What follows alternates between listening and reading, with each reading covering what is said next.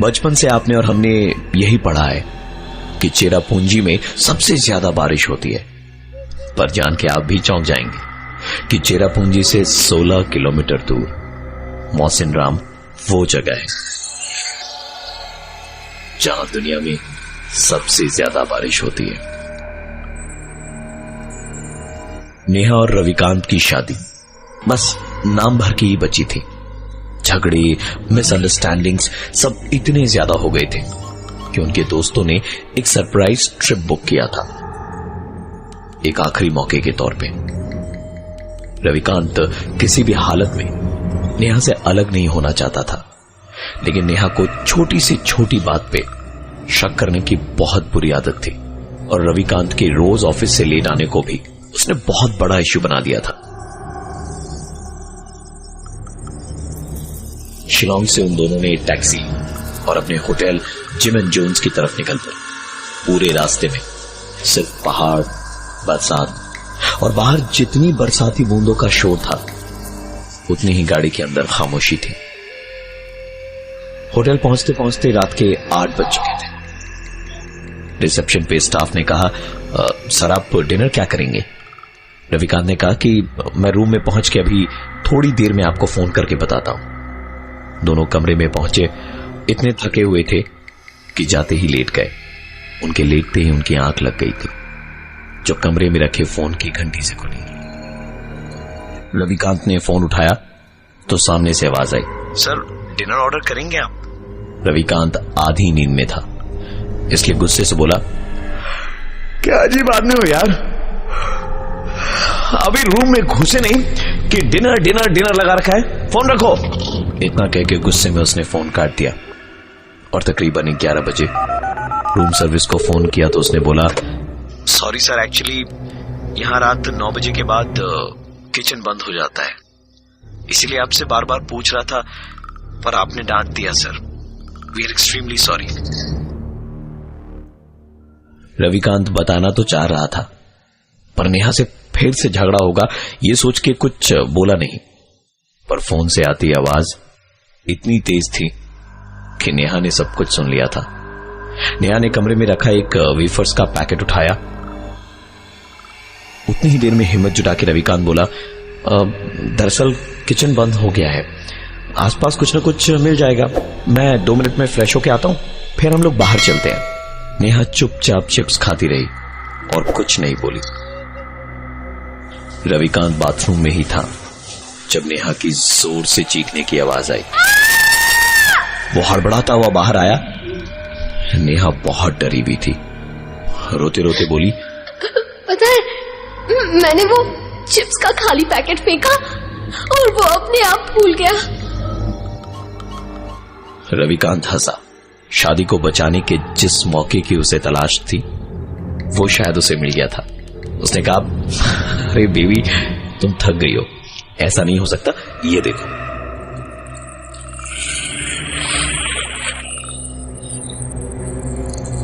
रविकांत ने पैकेट उठाकर मरोड़ दिया और कहा, कैसे वापस फूलेगा, मैं भी तो देखूं। रैपर फेंक कर कुछ सेकंड्स तक जब कुछ नहीं हुआ तो रविकांत कपड़े बदलने लगा और तब एक आवाज आई,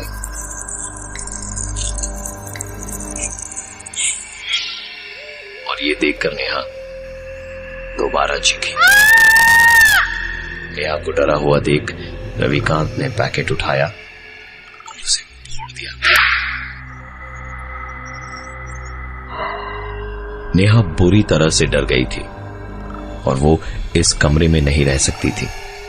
रविकांत और वो दोनों रिसेप्शन में गए और कहा कि उनको ये कमरा कुछ ठीक नहीं लग रहा, उन्हें दूसरा कमरा चाहिए। रिसेप्शन पर इस वक्त पैट्रिक था। उसने कहा, सर रूम तो कोई भी खाली नहीं है, कल सुबह ही मैं आपको कोई दूसरा रूम दे पाऊंगा। रविकांत अकेला होता तो कोई बात नहीं थी, पर बात नेहा की थी, इसलिए उसने कहा कि अगर मुझे रात यहां लॉबी में भी बितानी पड़ी तो मैं और मेरी बीवी यही बिता लेंगे, पर उस कमरे में हम दोनों वापस नहीं जाएंगे। पैट्रिक ने कहा, आप 1 मिनट रुकिए सर, और फिर उसने किसी को फोन करने के बाद कहा, आइए सर, मैं आपको लेकर चलता हूं। Room number 113। यहां घुसते के साथ ही पलंग से एक अजीब आवाज आ रही थी, जो पैट्रिक ने भी सुनी। उसने कहा, एक मिनट रुकिए सर, मैं अभी देखता हूं। उसने पलंग के पास जाकर 1-2 बार जोर से मारा तो नीचे से एक बिल्ली निकली, जिसे देखते ही नेहा चीख पड़ी और उसने रविकांत को पकड़ लिया। रविकांत ने हंसते हुए पैट्रिक से कहा, एक बात बताओ यार, ये होटल है या भूत बंगला?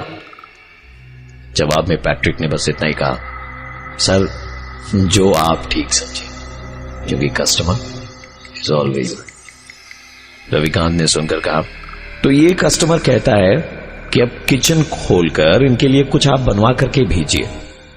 पैट्रिक ने कहा, एज यू से सर, आप मुझे बता दीजिए आप क्या खाएंगे, मैं कोशिश करता हूं बनवा देने। रविकांत ने अपना ऑर्डर दिया और कमरे में बस पैट्रिक के वापस आने का इंतजार ही करता रहा, क्योंकि पैट्रिक को गए हुए 1 घंटा बीत चुका था और खाना अभी तक नहीं आया था। रविकांत ने रिसेप्शन पर फोन किया और कहा कि मैं रूम नंबर 113 से बोल रहा हूं।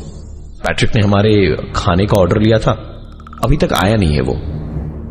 फोन के दूसरे तरफ कुछ देर की शांति के बाद सिर्फ एक ही चीज सुनाई दी, सर यहां कोई पैट्रिक काम नहीं करता और रूम नंबर 113 पिछले 10 सालों से बंद पड़ा है।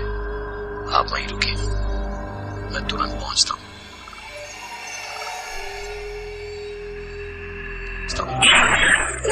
रविकांत की हालत ऐसी थी कि उसे काटो तो खून नहीं।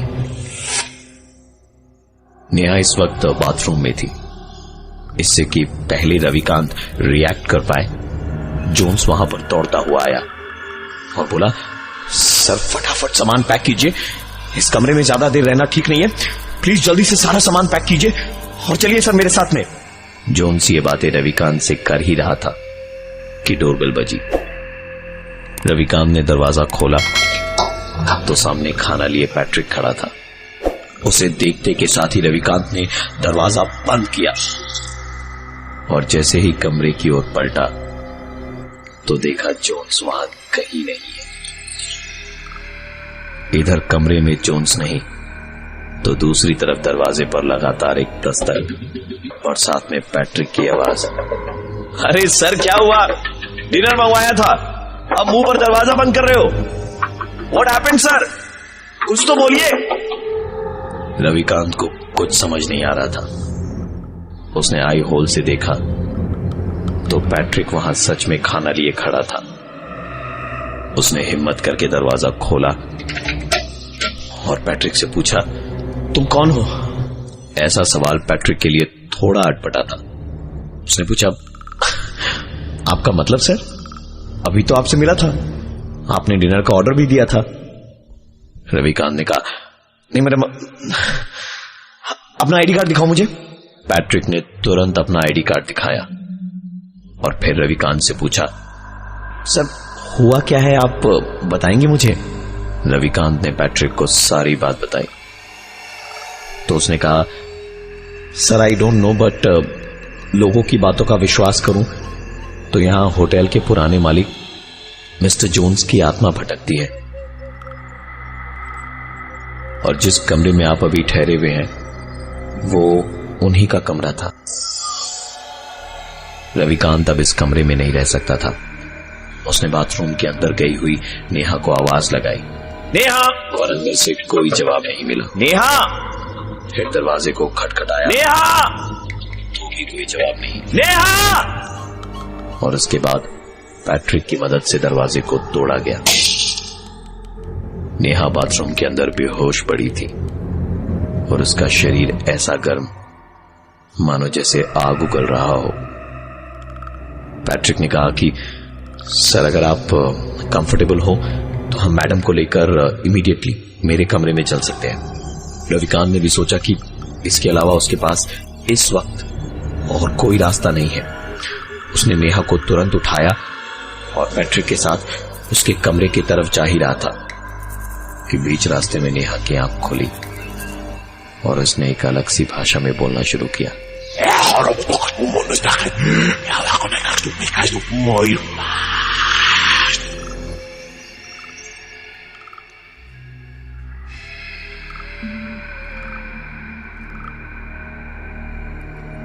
रविकांत और नेहा मौसिम राम के जिम एंड जोन्स होटल में ठहरे हुए थे। जब तक पैट्रिक रूम में खाना लाया तब तक रविकांत के साथ कुछ ऐसी अजीबोगरीब घटनाएं हुई कि रविकांत पैट्रिक को ही बहुत समझने लगा। पर बाद में उसे पैट्रिक के इंसान होने पर यकीन हुआ और तब तक नजर गई बाथरूम के दरवाजे पर, जो नेहा ने बहुत देर से खोला नहीं था। दरवाजा तोड़ा तो नेहा वहां बेहोश पड़ी थी। उसे बेहोशी की ही हालत में उठाकर वो पैट्रिक के कमरे की तरफ भाग रहे थे कि अचानक नेहा की आंख खुली और अपने पैरों पर खड़े होकर उसने एक अलग सी भाषा में बोलना शुरू किया।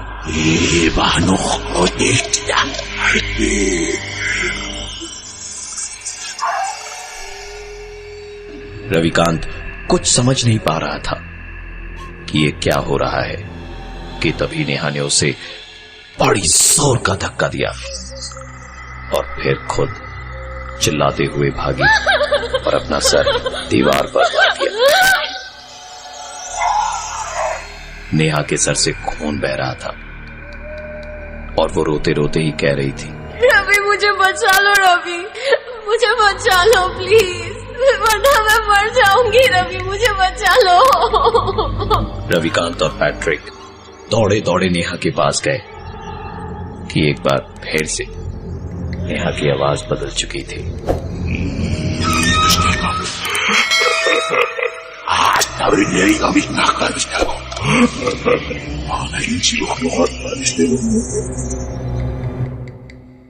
पर इस बार उसने इन सारी आवाजों के साथ कुछ ऐसा कहा जिसने साफ कर दिया था कि वो नेहा नहीं थी और जो कुछ भी हो रहा था उसके पीछे कारण क्या था।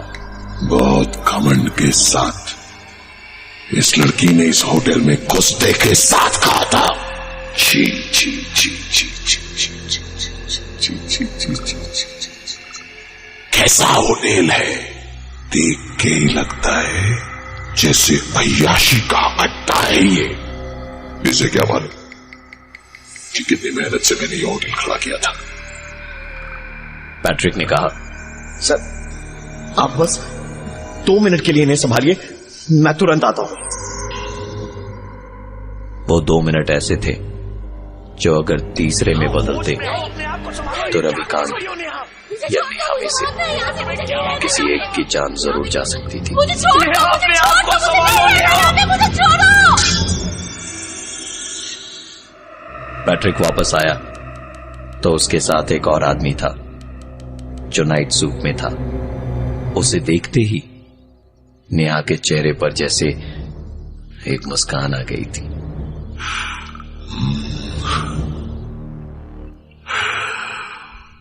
ये लड़की हमारे होटल का मजाक उड़ा रही थी, अब कभी किसी का मजाक उड़ाने लायक नहीं रहेगी ये जिम ने तुरंत नेहा को पकड़ा और रूम नंबर 113 के दरवाजे पर ले गया और फिर नेहा के कान में बोलने लगा, Command you to go back to you. I command you to go back to you. I command you to go back to your room. I command you to go back to your room. I command you to go back to your room. I command you to go back to your room. I command you to go back to your room. I command you to go back to your room. I command you to go back to your room. I command you to go back to your room. अचानक कमरे का दरवाजा अपने आप जोर से बंद हुआ था और नेहा बेहोश होकर जमीन पर गिर पड़ी। नेहा के होश में आने के बाद चीजें बिल्कुल पहले की तरह नॉर्मल हो चुकी थी। नेहा को अच्छी तरह से याद है कि उसके साथ क्या हुआ था और कैसे उसने अपने पति रविकांत की जान लेने की भी कोशिश की थी। इन सब के बावजूद रविकांत ने नेहा का साथ नहीं छोड़ा और एक यही हादसा था जिसने रविकांत और नेहा की जिंदगी में उनकी शादी को एक बार फिर से बचाया।